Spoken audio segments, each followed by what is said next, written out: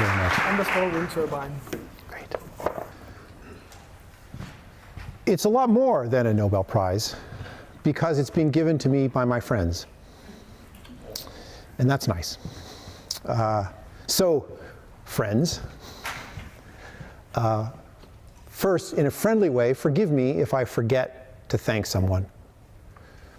Because, you know, friends forgive friends. But the people who made it possible for me to come here, made it reasonable for me to come here, made it irresistible for me to come here. John Renner Hansen, who was the institute leader at the time. Thomas Bjornholm, who was prorector, friend, and now with the Villum Foundation. Lars Kann Rasmussen and his fantastic family and his fantastic company.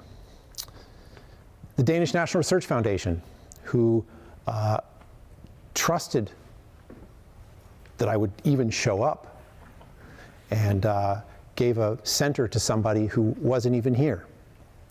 So I want to end by thanking the Ørsted Foundation. It's a hard word to pronounce, Ørsted. How am I doing? It's okay. The last couple of weeks I've spent a long time reading about Hans Christian Ørsted, and I felt I have a lot in common with him. He liked to travel. I like to travel. He was an experimental scientist who believed in the power of experiment. He was also somebody who took teaching very seriously. And one of the things that I want to emphasize as we go through this talk, particularly because I think that there's a misconception created by journalists, I think, are principally responsible for this misconception. And maybe even artists who create pictures like this of Professor Ørsted doing the experiments. Because the last group that I would like to thank are my students. They would say, get your hands off my experiment. And that's exactly the way it should be. It's their experiment, not mine. So I want to thank, because this prize is not some kind of lifetime achievement award, or it's not a thanks for coming to Denmark award. It's an award for research. It's an award for pushing back the frontiers of knowledge, or I guess pushing back the frontiers of ignorance, I suppose, would be the direction that you push.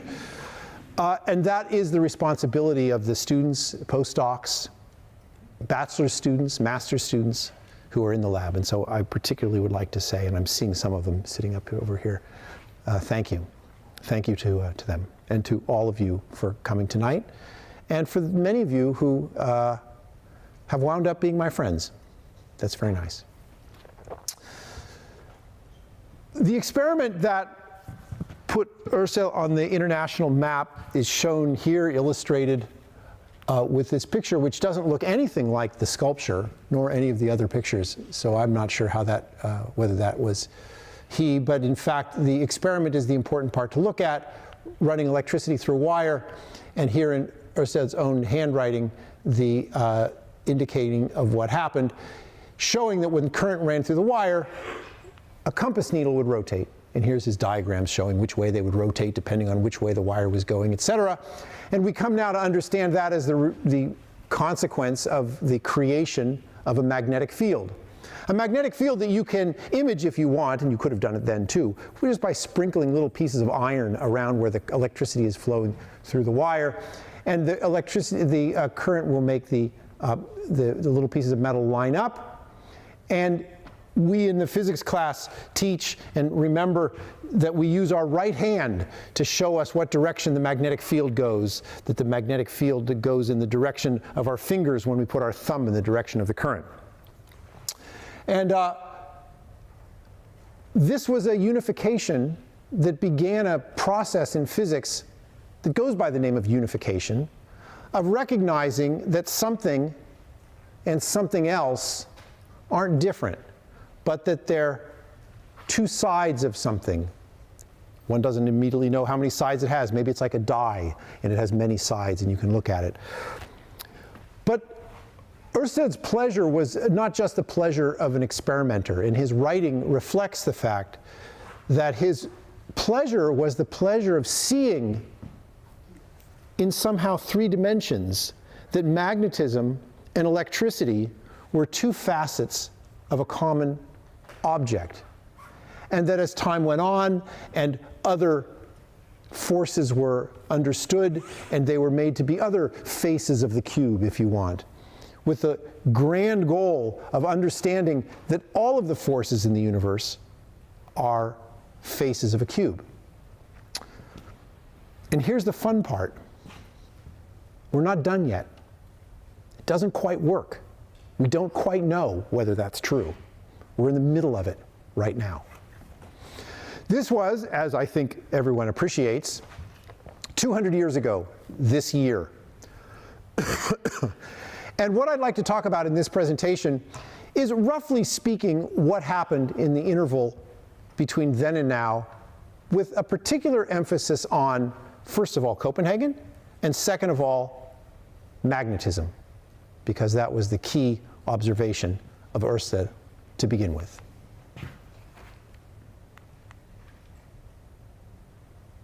Now, let's see if I can move to the next slide. Yeah, there we go.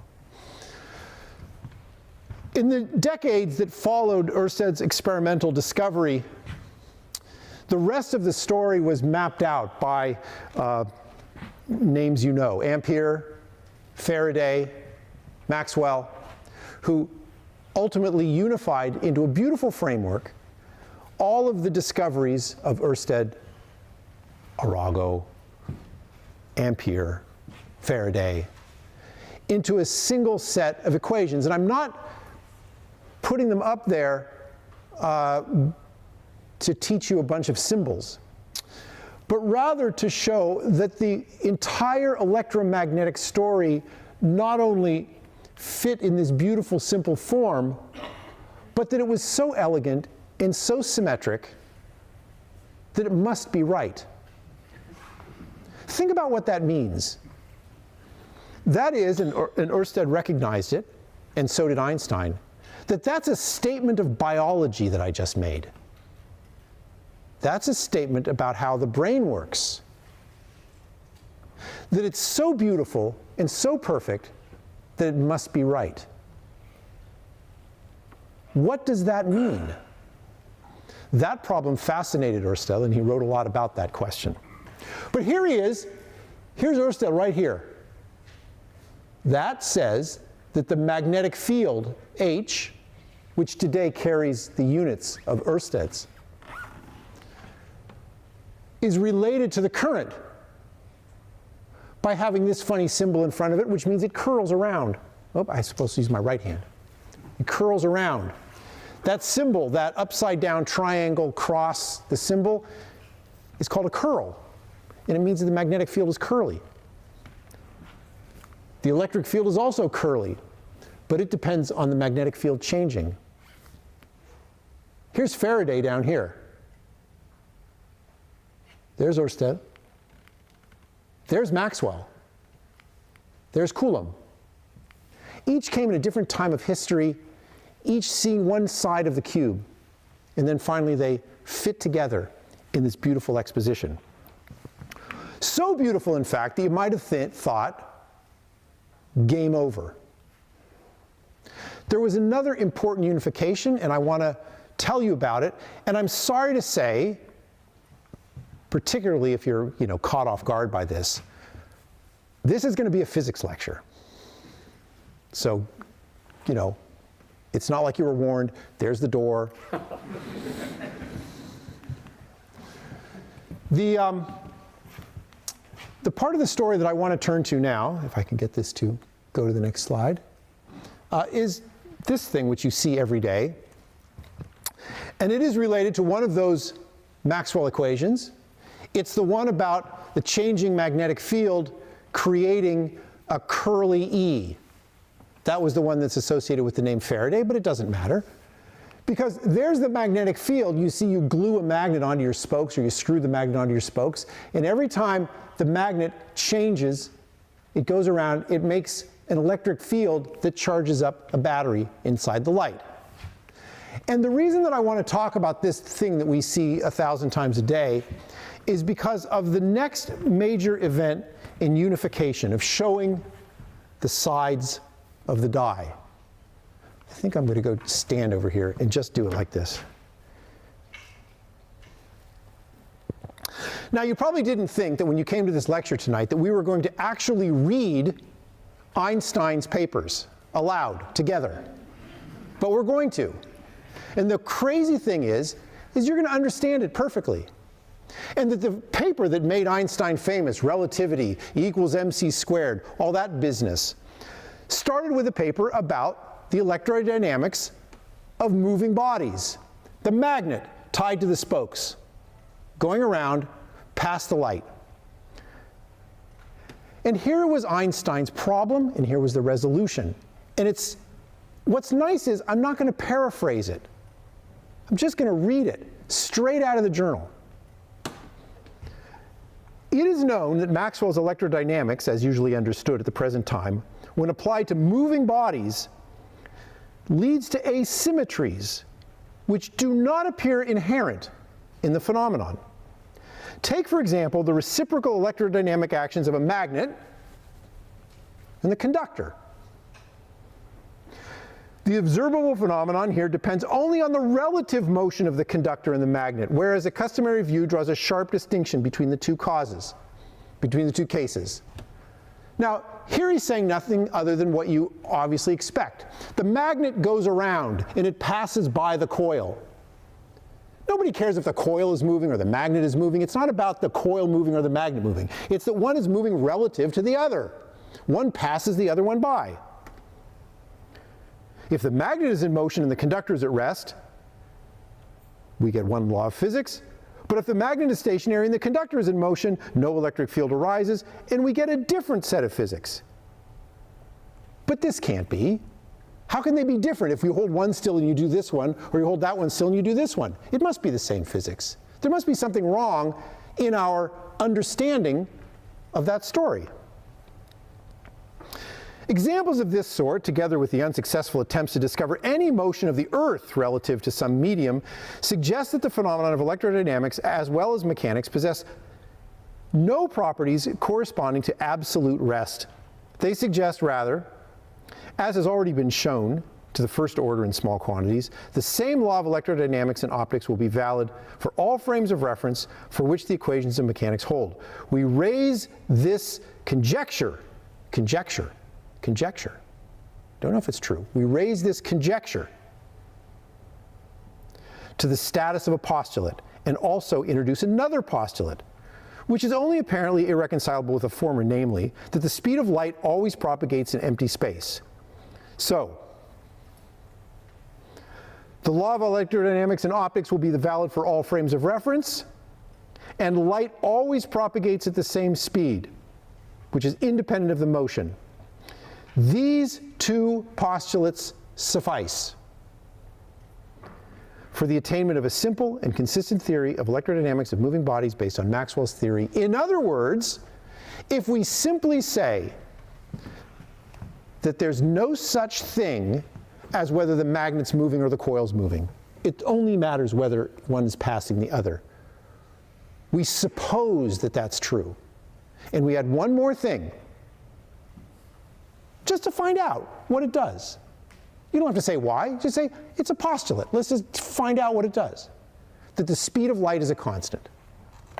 And what comes out? Everything. Everything. All of Maxwell's equations just fall on the floor in front of you. And that's what happened in 1905. And now you must think, now physics is done. The whole thing is so beautiful. All we did was we said, motion is relative, and the speed of light is a constant.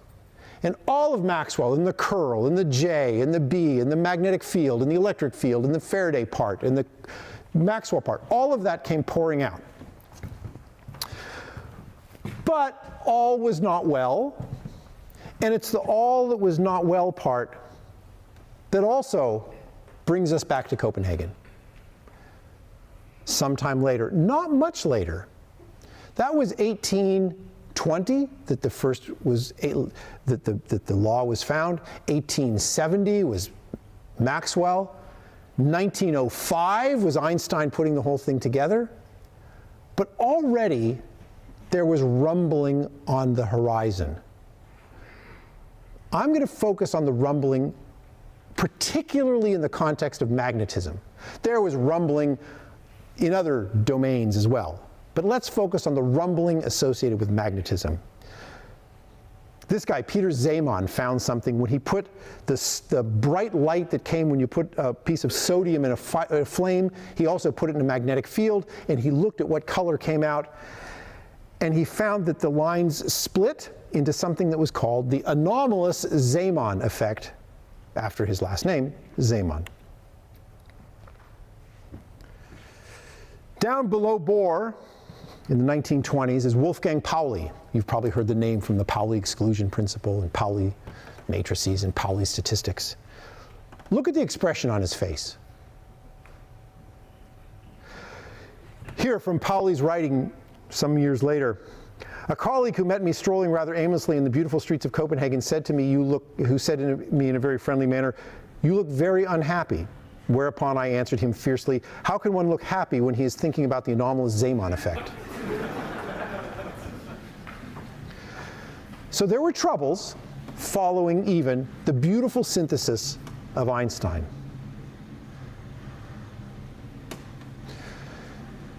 Here are more magnetic troubles.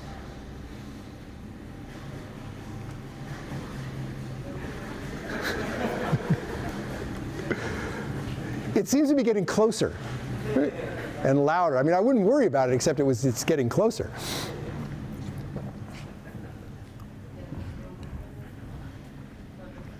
Okay. Yeah, it's okay? It's okay. Here's another magnetic bit of trouble. If you take atoms that heat up something, in this case it was silver. You heat up silver, and silver atoms come flying off, they kind of evaporate off.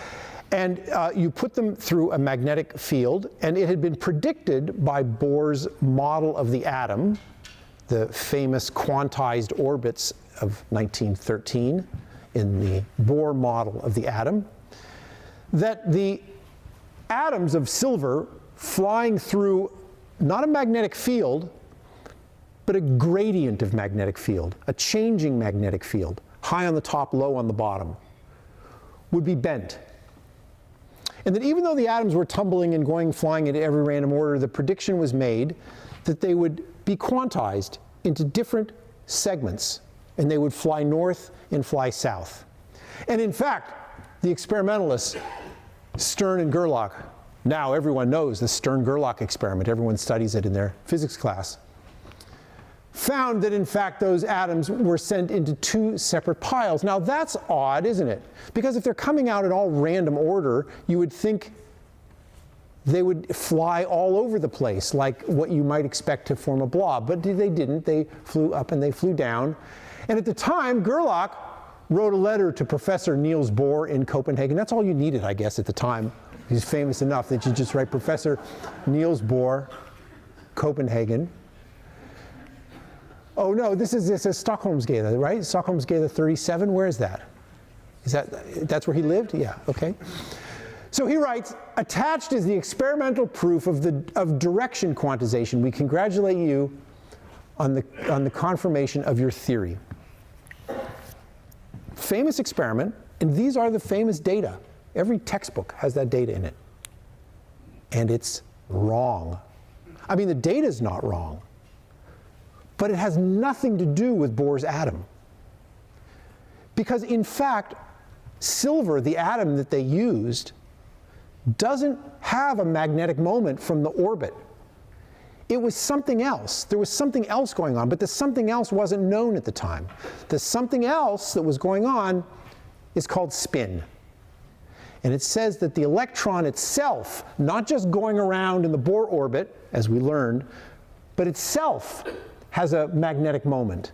And it was that magnetic moment that was responsible for the splitting. Now this spin business was a complicated and somewhat unfortunate history. Here in the front row of Auditorium A, with Bohr at the end of the row, try going back over here, is the inventor or the discoverer of spin. A name probably you don't know, Ralph Kronig, who went on to a distinguished career, eventually becoming rector of Delft University, but at the time, he missed the mark.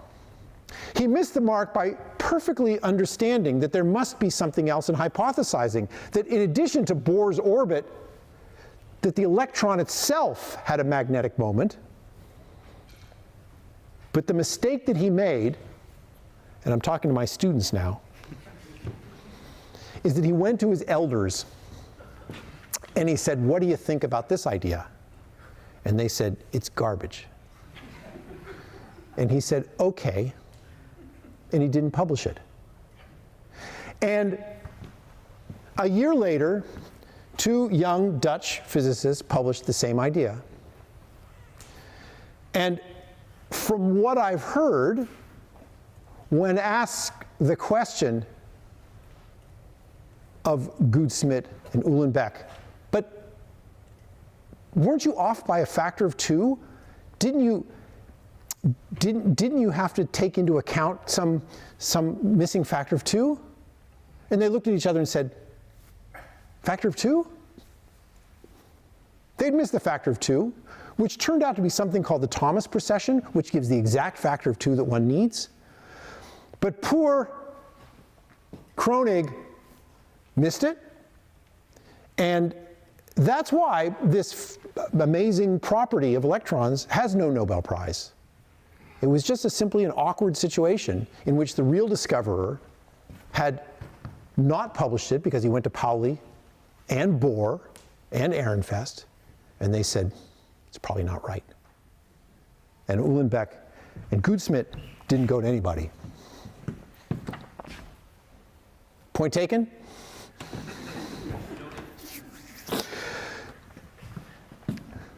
So all was not well. You can see from their faces that all was not well. And I want to say, beside missing spin, which was absent from the interpretation of the anomalous Zeeman effect, it was Pauli eventually who bothered as he walked through the streets of Copenhagen, solved the problem. It was also Pauli, by the way, who told Kronig not to publish. That's interesting. But there's a bigger problem, and the problem is so profound that to this day we don't really have anything more to say about it. I go back to the slide, and I'm going to do it in the context of magnetism. I go back to the slide about the Stern-Gerlock machine, which had the gradient of magnetic field that separated the part into the two piles. And it's interesting to read Bohr's response to Gerlock, who wrote the postcard to him, and said, "I would be very grateful if you or Stern could let me know in a few lines whether you interpret your experimental results in a way that the atoms are oriented only parallel or opposed, but not normal to the field. One could then provide theoretical reasons for the latter assertion." Wow, something had dawned on both Einstein and Bohr about this experiment that was real trouble. Here's the problem. They put the magnet in and the spots go up and down. What if they put the thing in like that, sideways? Then somehow that stream of atoms would know what question they were being asked by the apparatus, and they would have given one of two answers. If they're asked this question, they answer up or down. If they're asked this question, they answer left and right. How did they know what to answer? Did they have the answer to all possible questions? You can imagine putting it at 45 degrees and asking the question again. Now life gets very difficult, when all of a sudden the answer to a yes-no question depends on the question that you ask.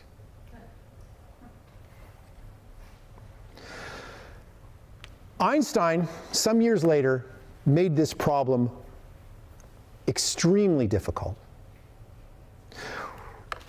The challenge that Einstein posed, that led in this paper with his co-authors Podolsky and Rosen, led to the conclusion that the description of reality as given by this wave function, this quantum mechanical object, it's not wrong, it's just not the whole story. There must be more going on. It's not a complete picture of everything that can be known about that physical system. The argument went something like this. Take those two Stern-Gerlock machines and create a system in which there's a correlation between the two outcomes of the experiment. Don't measure it on one and then later turn it sideways. Create something like, if you take a helium atom, the two electrons in the helium atom point up and down. Oh, now you're a smart audience. You say, what do you mean up and down? Do you mean left and right? Do you mean 45 and not 45? Or do you mean up and down? Exactly, that's the problem. And now instead of doing that, you separate the two electrons and send them off to the far sides of the galaxy. And out there they run into Bob, who looks a little like Bob Dylan, and Alice, who looks a little bit like Alice in Wonderland. And the helium atoms have taken a long time to send their electrons in the different directions. And meanwhile, Alice orients her Stern-Gerlock machine in one orientation and asks a question of her electron that comes. Are you up or are you down? And the electron says, what do you mean up or down? And she says, the way my machine is pointing, that's what I mean. And it says, oh, okay, up.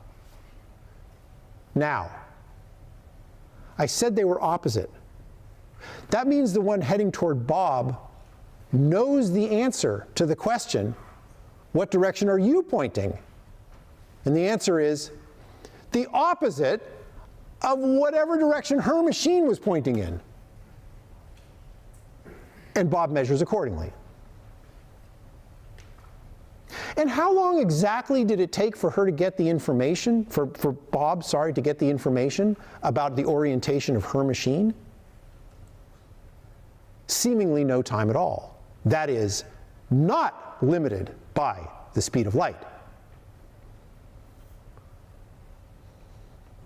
The same year that Einstein wrote that paper saying something has got to be wrong with this story, Bohr wrote a paper with the same title, single author, in which he stated, in fact, this new feature of natural philosophy means a radical revision of our attitude as regards physical reality.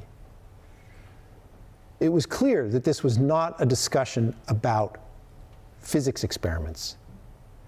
This was a discussion about everything. About the idea that something far away does something, and instantaneously it becomes correlated with what happens somewhere else. That doesn't feel like the world we grew up in, and it didn't feel like the world that Bohr and Einstein had grown up in.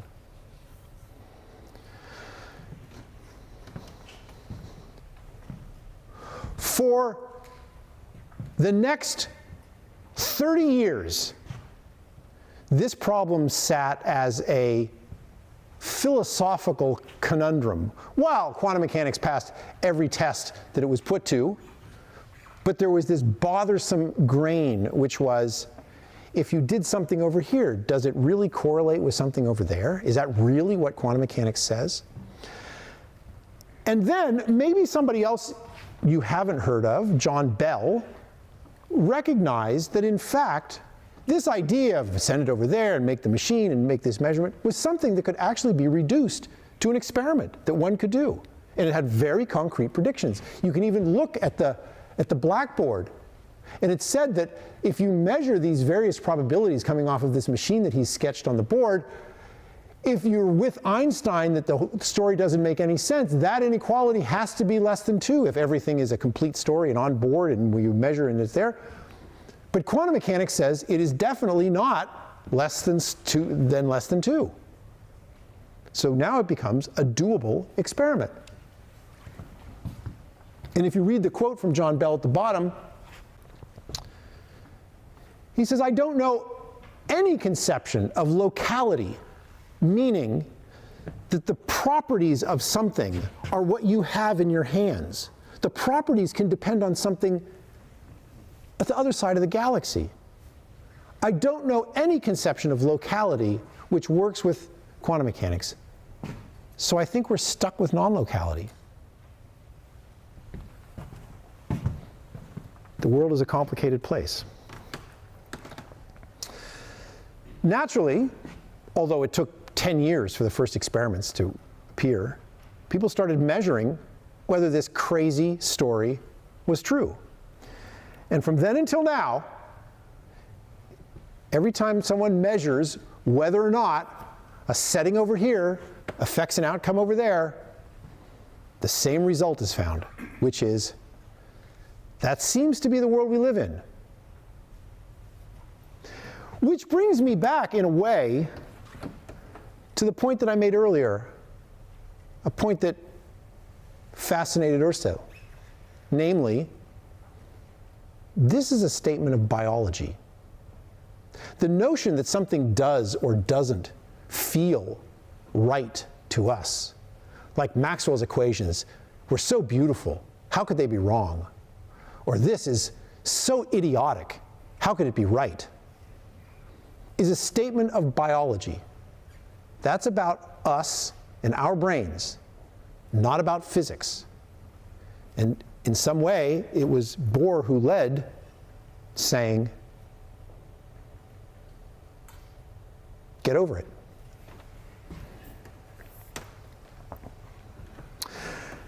Now, let's take it seriously and ask, like an engineer might.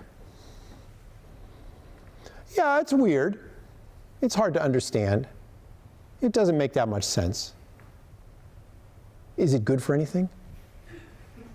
What can I make that couldn't be made before if I take advantage of that? Let's assume it's right and put it to work for us. Well, if I take something which is like a chip inside of a computer, and I take a transistor that's on one of those chips, and I say that it can be in a state of being both in a superposition of its possible states. I know that because if I send a beam in to a Stern-Gerlock machine, it splits up into two halves, irrespective of what direction I send in. So I have to assume that each one is in a possible superposition of both possible states. Whether it's a silver atom flying through a field gradient or a transistor on a chip, it should be described by the same quantum mechanics. So I should be able to say, well, let's describe the transistor as on and off at the same time. And now I can ask the question, if in fact it was on and off at the same time, and that one transistor lets electricity flow, and simultaneously, of course, does not let electricity flow, to another transistor which turns on because the electricity has charged up its capacitor plate, and of course simultaneously not turned on because it's simultaneously not getting its capacitor plate charged up, which then lets electricity flow to another transistor or not, etc. What would that be like? And there, I'm sorry to say, we have to stop the story. Because the answer is, nobody knows. Nobody's ever built it before. That's never happened. Nobody has never controlled the flow of this quantum entanglement that correlates one state with another. It happens in nature. In fact, it's an intrinsic part of the quantum mechanics that we know. But nobody's ever mastered it and controlled it. Now, you could ask all sorts of interesting questions, like, what if I had superposition, zeros and ones at the same time, but no entanglement? I didn't let the 0 and 1 turn on another transistor that went somewhere else. Could I use it for making a kind of computer, or do I need the entanglement? And if I have the entanglement, what kind of computer problems can I solve if I have that instead of the other? So all of these constitute a new branch of information theory called quantum information theory that asks the question, given the various aspects of quantum physics that we've talked about, which ones are empowering and which ones are just along for the ride? And if it were known, I would tell you. But it's not known. And with each quantum algorithm that is found that seems to be able to do something that takes advantage of quantum mechanics, it has to be examined again, whether or not that algorithm uses superposition or entanglement or all of the aspects. And how much entanglement? Can it be a small amount of entanglement? If there's n transistors, can it be an entanglement which is like 1 over n? Or 1 over n squared? Or some very small amount? All of these constitute a new branch of theoretical science. I guess I would call it mathematics. But I, like Ørsted, am an experimentalist. And so I want to build these things and find out what they do when we put them to work. There are several approaches. I'll talk about 2. One of them is not even listed here. We could follow Pauli and use the spinning electron as a bit, just like sending it through the Stern-Gerlock machine, except doing it on a chip instead of through free space. That works. Those are called spin qubits, spin quantum bits. And there are several researchers over in our center that are working on spin qubits. This one's more up Ørsted's alley. This is current flowing in a wire. But if I don't measure what direction it's flowing, if I don't put a compass needle there, then I could say it could be flowing this way and flowing that way at the same time. It could be in a superposition of clockwise and counterclockwise currents. I'll focus a little more effort on that. And finally, I could be not like Pauli and not like Ørsted, but I could be like Bohr, and I could use the levels of an atom, the orbitals of the atom, to constitute the levels of the bit and make a superposition of being in 2 different ones at the same time. I'm, for the moment, going to focus on superconductors. And I'll try to go a little bit quickly.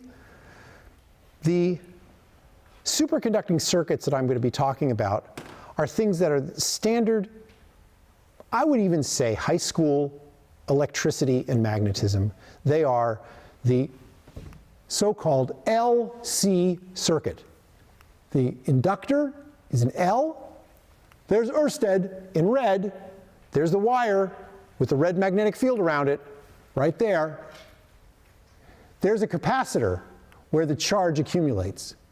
And if I let the electricity go between magnetic field and electric field and magnetic field and electric field, it looks just like a mass on a spring, where a mass on a spring, you exchange potential energy with kinetic energy. Potential energy, kinetic energy. Same thing here. Ørsted's magnetic field is the kinetic energy. The capacitor's charge is the potential energy. And the bouncing ball just makes these. In quantum mechanics, it produces solutions that have equal spaced energy levels called photons. So those individual levels are the same. Now, in the qubits that we want to make, we don't want all of those levels. We don't want an infinite number of photons. We just want 2 levels, up and down. We want the Stern-Gerlock beam to split into 2. So we replace Ørsted's inductor with something called a Josephson device. It's just a different symbol. And instead of being a pendulum like this, it's a pendulum like this. They're almost the same. You know, if you ever solved this problem, you saw that this pendulum swings back and forth, this pendulum bobs up and down, and you say, what's the difference between a pendulum that goes like this and a pendulum that goes like this? Not that much, except if it's your kid and he's on the swing and he's going very high and he says, Dad, I'm going to go all the way over. And you say, don't go all the way over, that's a bad idea, because this one changes as you get higher and higher. It becomes easier and easier to go all the way over, and he can go all the way over on the swing, because the potential energy doesn't keep going up like a parabola like it does in the spring case. It starts off like a parabola and it gets a little bit softer. This circuit, which is the electrical analog of the pendulum, only lets 2 levels communicate, and that's the one we have to build. So we're going to make a swing, not a spring, and we're going to make it out of wires. We make a Josephson junction by putting 2 pieces of aluminum together. We put those on a circuit, and I want to mention that we always do this out of aluminum. That's right, aluminum. First found by Hans Christian Ørsted in 1895, 5 years after his discovery of electromagnetism. What's that? 1825. Oh, yeah. I won't fix it. I'm going to just say it, yeah. 1825, right. There are some magic properties of aluminum that are a fantastic story. It's a miracle material. And you ask the question, how long does the pendulum swing? How long does the swing set go?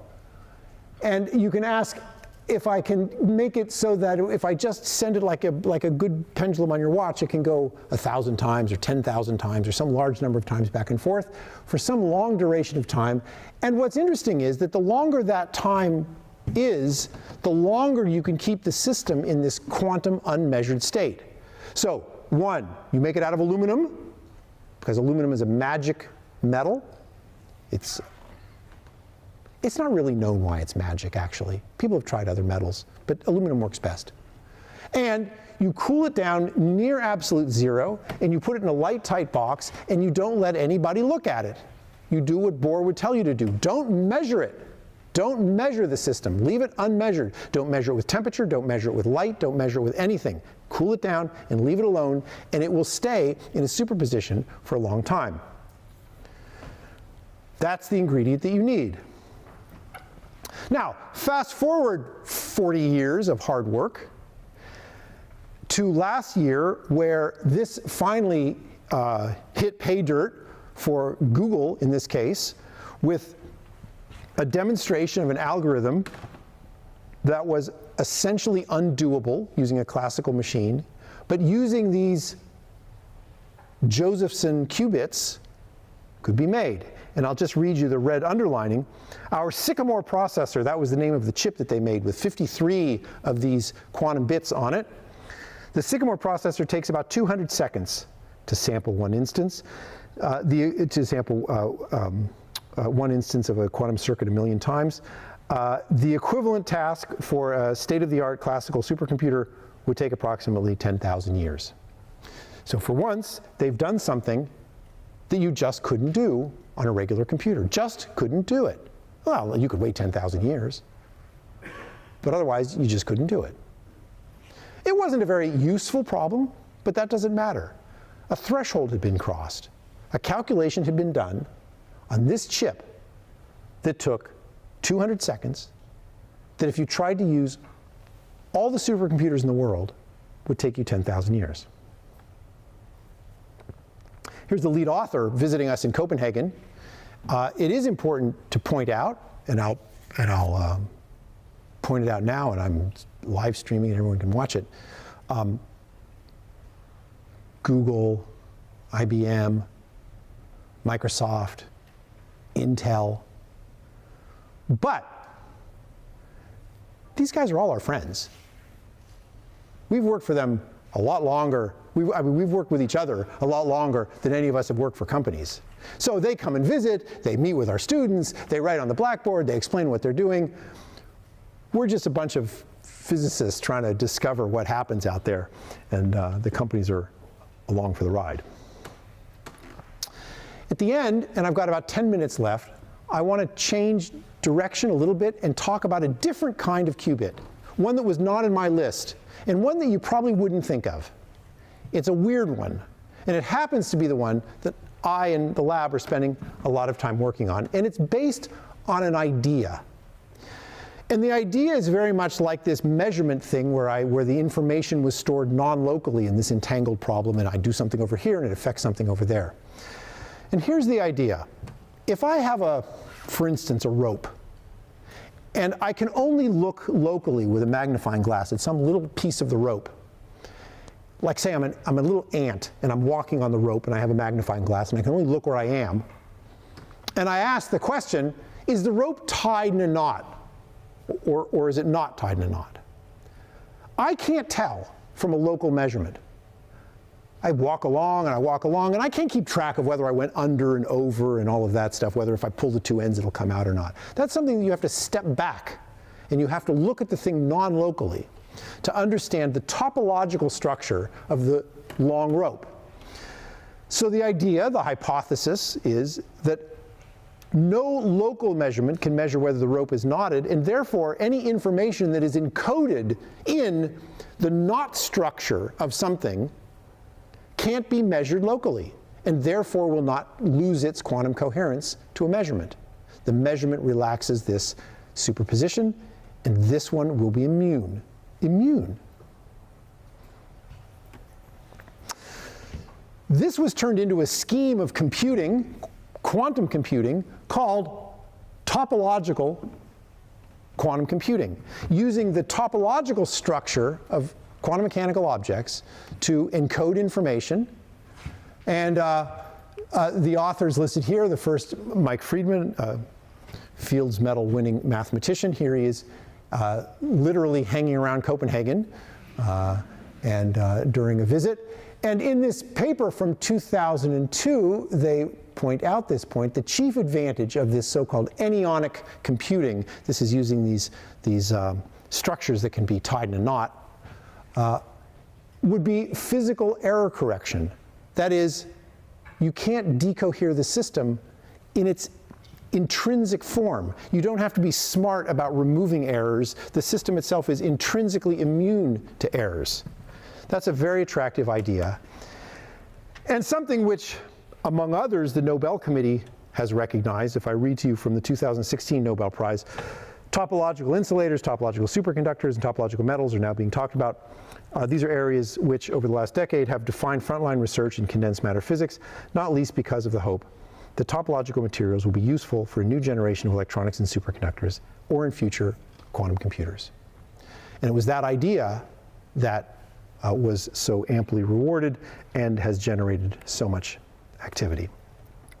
The simplest version of this encoding is to put the information in two places. Don't spread it all out in some complicated thing that's tied in a knot. Just take the information and separate it.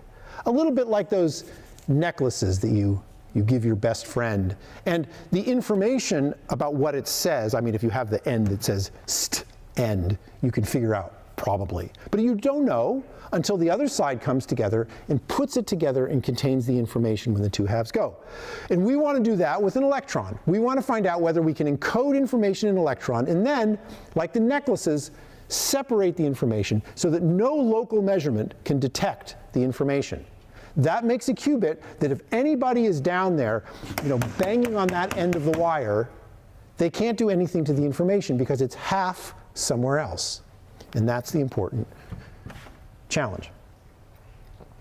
But now it becomes a problem in condensed matter physics, where the mathematics of tying a complex wave function into a knot meets how do you make the damn thing?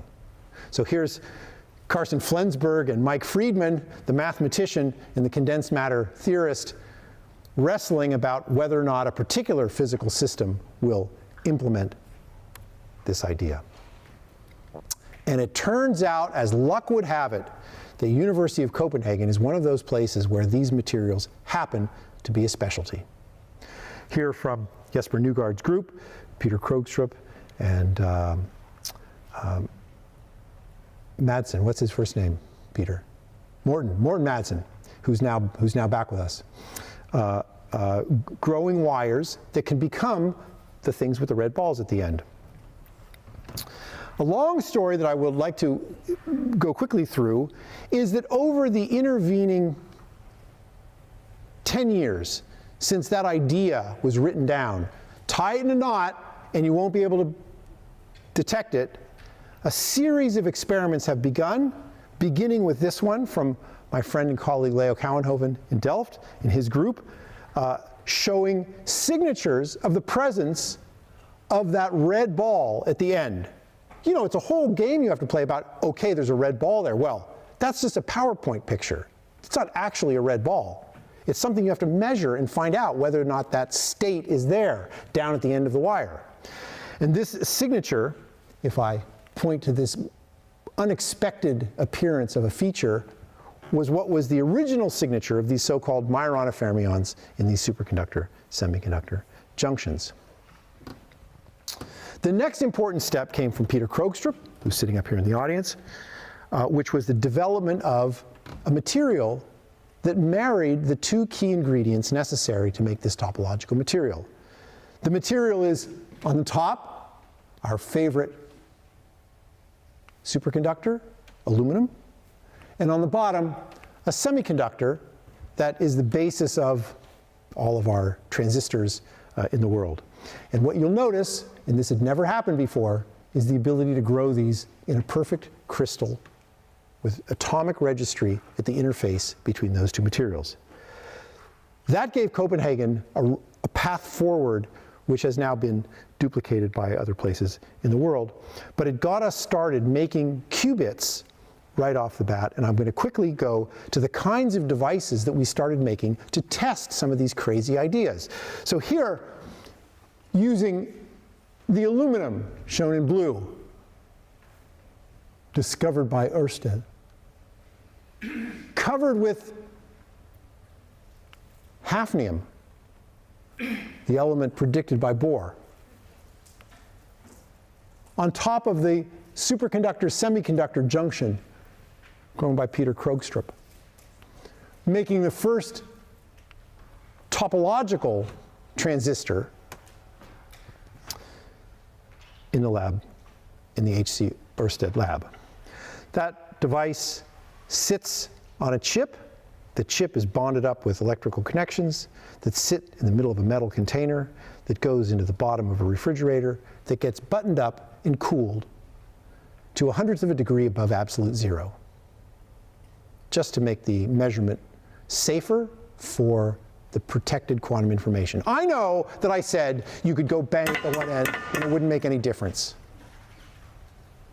But it's better to keep it cool anyway.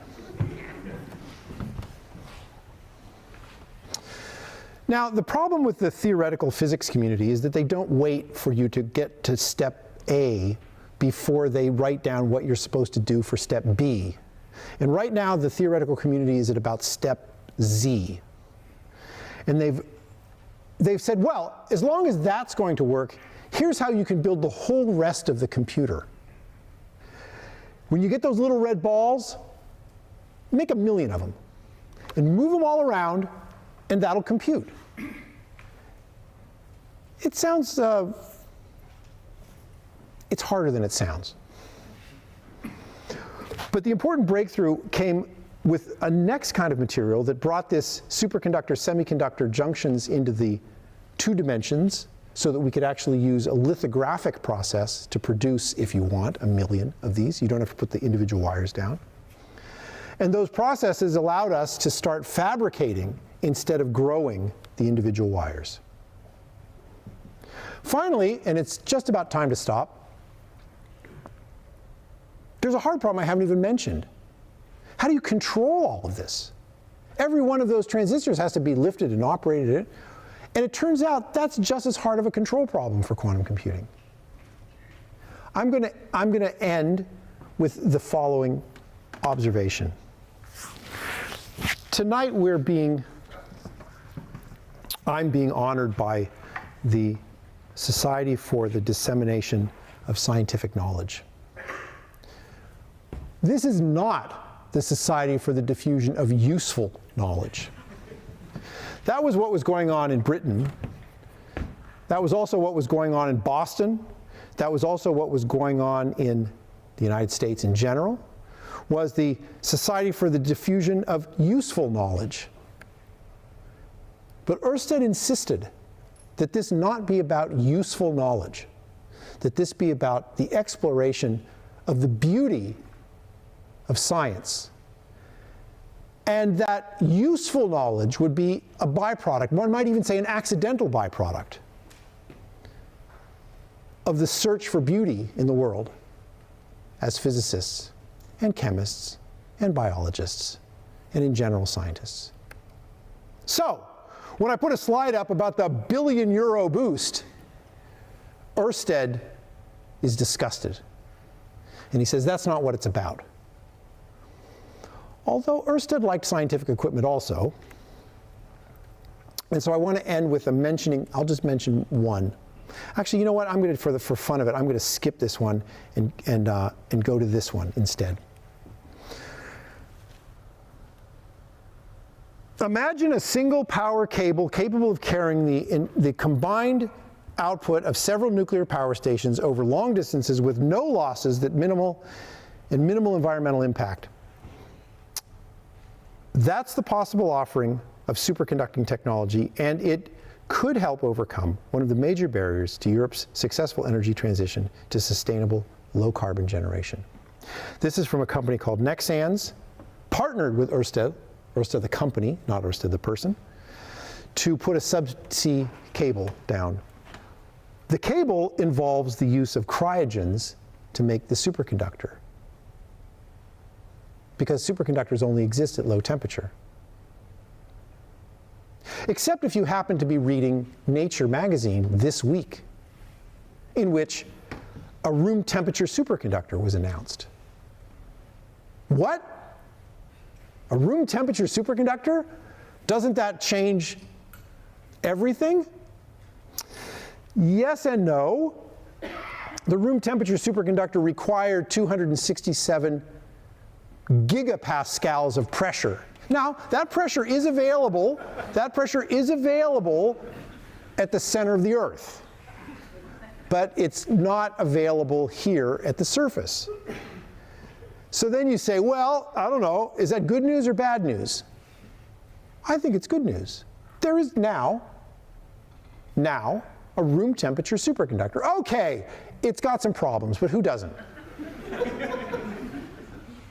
But if you ask the question, could we have predicted that material? Could we have gone looking for that material and known that it was there? This material, which is basically like smelly water. You know, it's H2, instead of H2O, just go one row down on the periodic table, H2S. Hydrogen sulfide, you know the stuff from chemistry class that smells so bad. And you put hydrogen in there, and it takes one more hydrogen, so it's H3S. And then that thing, if you put it under pressure, so the last hydrogen goes in the middle of the crystal, superconducts. Could that have been calculated? Well, if I read from the people who calculate these things, on the computational side, the high throughput sweep of databases or stochastic searches has become relatively routine. However, the computation of the critical temperature has not. The most reliable results require care and very large computer resources. So you could ask the question, what if you had a quantum computer? Could you calculate this with a quantum computer? And this then, from my friends at Microsoft, is a research problem that they're working on. And if I read to you in red, the use of a quantum computer enables much larger and more accurate simulations than with any known classical algorithm, and will allow many open questions in quantum materials to be resolved.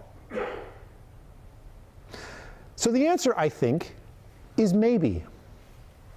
And I'd like to end this talk with that spirit of maybe by reading a short story, if I can, from Hans Christian Andersen, friend of Hans Christian Ørsted.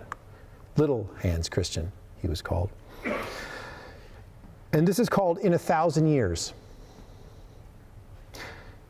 Yes, in 1,000 years, people will fly on the wings of steam through the air over the oceans. The young inhabitants of America will become visitors of old Europe. The ship of the air comes, it's crowded with passengers, for the transit is quicker than by sea. The electromagnetic wire under the ocean, you're probably putting that in right now. The electromagnetic wire under the ocean has already telegraphed the number of the aerial caravan. Europe is in sight. It is the coast of Ireland that they see, but the passengers are still asleep. They won't be called till they're exactly over England. One day devoted to seeing Germany, one day for the north, the countries of Ørsted and Linnaeus, and for Norway, the land of the old heroes and the young Normans. Iceland is visited on the journey home. Now keep in mind, this was 50 years before the flight at Kitty Hawk. But it didn't take 1,000 years. He was off by a factor of 10. So when you hear these stories about everything from controlled quantum entanglement, spooky action at a distance in our control, to computing which materials will make room temperature superconductors, to even the parts I skipped about quantum chemistry in quantum biology. We can be good at predicting the future, but often we underestimate, not overestimate. We underestimate how quickly we'll get there. So I think I will take this prize on behalf of my friends, my students, and my inherited country. And thank you for your attention, and thank you all very much for this great honor.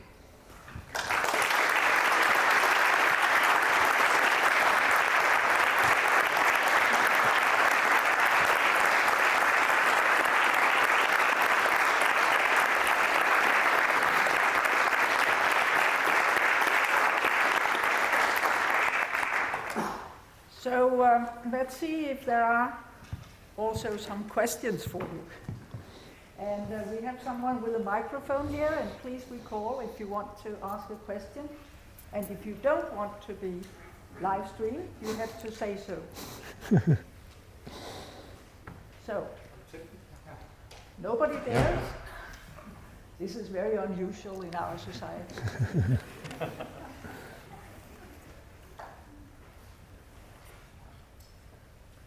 Is it the live streaming that's keeping you back? Okay, famous. Thank you for a very interesting lecture. Thank you. You started halfway or third way about two electrons being entangled. Can there be more than two electrons being entangled together? Yes. In fact, if there are more than two electrons involved in some system, which is the usual case, it's either a thought experiment or a crazily controlled physics experiment to only have two electrons. So the situation you're asking about is the generic situation. Then they will all be entangled with each other. One important difficulty, two difficulties that I would like to mention with that situation. One is, how do you quantify the degree of entanglement? When there are two particles involved, then you can write down something which says this is how entangled they are, and they're less than zero and more than maximal, etc. Once three or more particles are involved in the entanglement, the measure of entanglement itself becomes a complicated problem. And in fact, some measures of entanglement aren't even, if I can say it this way, it's slightly mathematically, they're not even monotonic functions of each other. One of them's going up while the other one's going down. So it becomes a confused problem just how to handle it mathematically.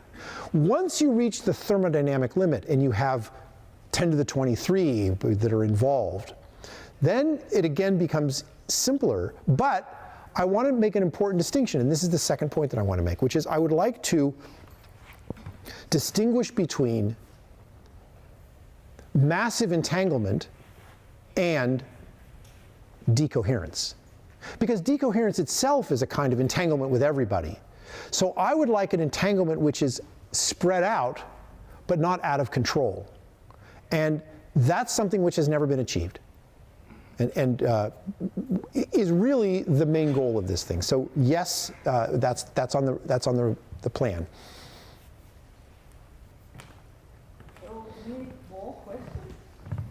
Be highly unusual.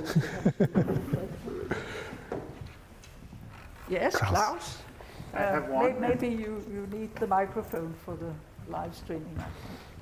Thank you for fully living up to our expectations about the Ørsted gold medal lecture. And of course, the question I will have, looking at your last slide, will it be in my lifetime? Thank you.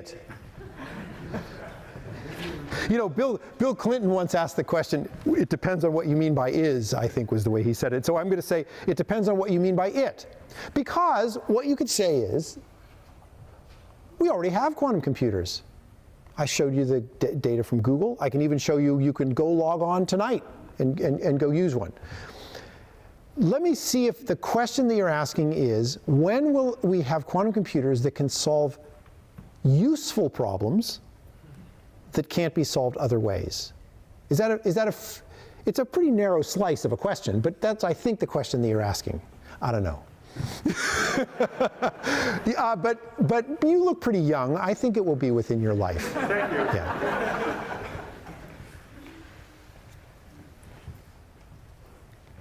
Well, it seems you emptied out the subject. Sorry. So let us give you a small gift. I understood you read about Ørsted. I don't know if you read this book. This is a newly produced one that we based on our magazine Quant, and with a couple more articles, people looking at Ørsted from a new viewpoint, perhaps, in some ways. And then, of course, since Ørsted also was very inspiring for the breweries, you know, there's this special beer that has been brewed this year. I didn't know. Which, unfortunately, wasn't launched in April because of the COVID pandemic. And so now it's actually only just come out in the big bottles, the small bottles we would normally serve here at our lectures and at the lectures in the Royal Academy.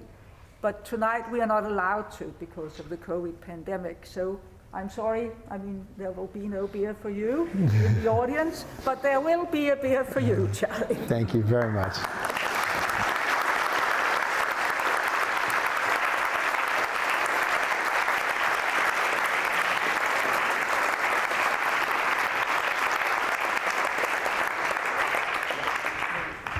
Okay, thanks. So thank you to everyone, and remember,